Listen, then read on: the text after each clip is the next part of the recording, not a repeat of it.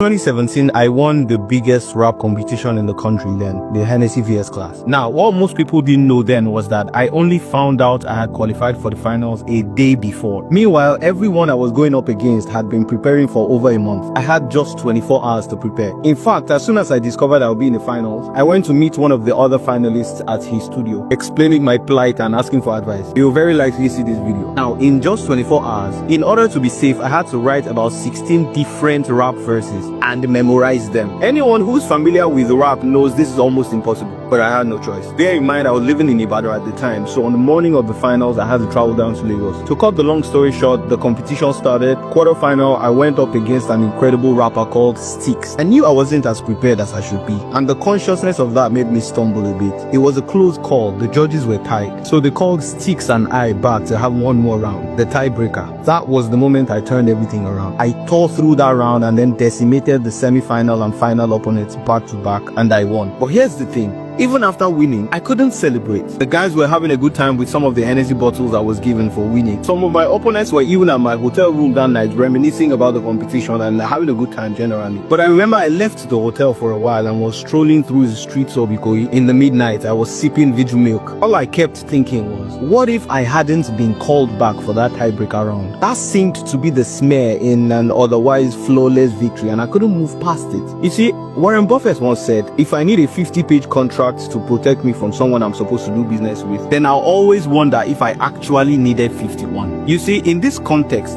that quote didn't hit me because of business. It hits me because I know what it feels like to live with the ghost of the 51st clause. Walk with me. My obsessing over what would have happened if they had not called me back for that tiebreaker round was the 51st clause, the trap. Even when you win, fear makes you question the path. Even when you succeed, perfection makes you obsess over small margins. It is a very dangerous place to live, where even your victories feel insufficient, where excellence becomes a moving target. What I had achieved that night was insane, but I had completely lost sight of it. Now, I've been told I don't know how to celebrate my wins. And what's worse, if you are not careful, you'll start projecting these same standards on people who never signed up for that kind of war. And this has caused a lot of bad blood within families and corporate organizations. I'm learning sometimes the real discipline isn't preparation, it is presence. It is knowing when enough is enough. It is in giving yourself permission to feel joy without fear whispering, what if? Don't let the ghost of the 51st clause rob you of the intangibles. These little joys add up. I'm not saying you should dwell, but celebrate your wins no matter how little. Sometimes